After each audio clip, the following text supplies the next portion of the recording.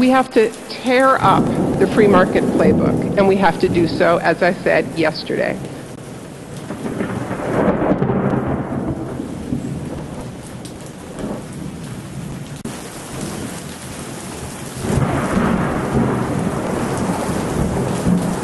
Yeah, 2010's been a pretty amazing year for Canadian activism, and I think particularly here in Vancouver with the Olympics.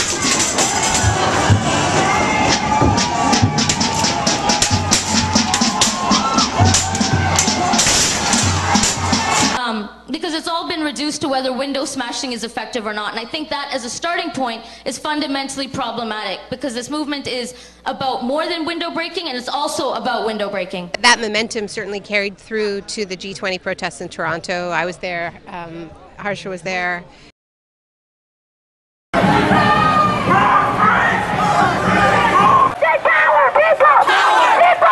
I feel like this is the year that the people grew their spines back in Canadian activism. And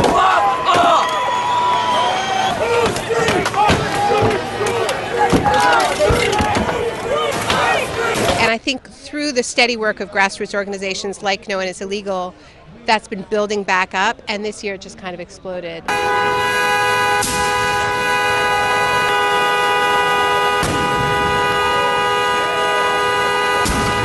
And to me, what's been most amazing is not just that you had like one big demonstration, but that people kept going back and back and back in the streets and defending themselves against the police.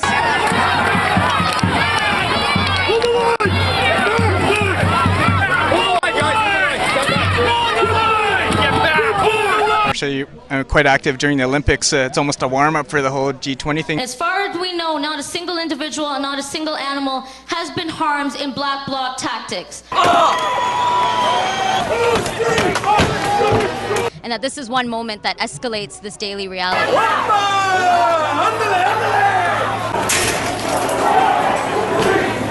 I think the two critical pieces around the G20 and the Olympics are the fact that they really center critical grassroots issues.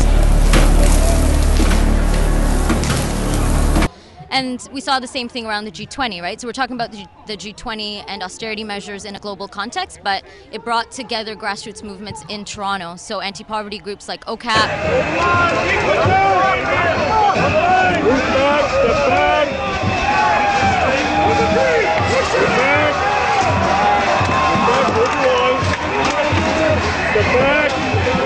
I think part of the strength that came in 2010 in both the Olympics and the G20 was the fact that movements had those several years to really strengthen their local organizing and to build massive, massive grassroots bases.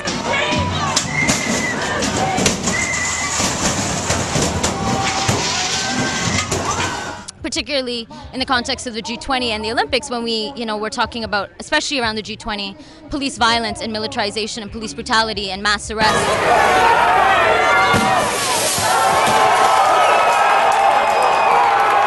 Including de-arresting comrades and the very basic principle of no comrade left behind. That we do not leave people in the police lines and decide to flee, and for that the Black Bloc is deeply courageous.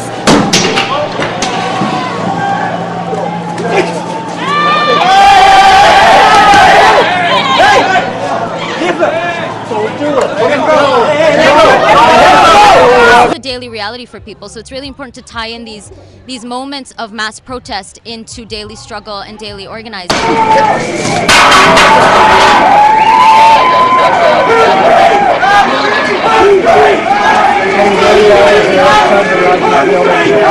13th was explicitly called as a diversity of tactics. Everyone in the movement knows what a diversity of tactics means, and when you go out on the street, you know what you are engaging in. As far as I know, like I said, as someone who marched on February 13th, unmasked, in solidarity with Black Bloc allies. And what continues to upset me is the message that this sent to young activists for whom this was their first protest, that this is what happens when you go to express your political beliefs. We need these young people to engage in politics. We don't need to punish them for it.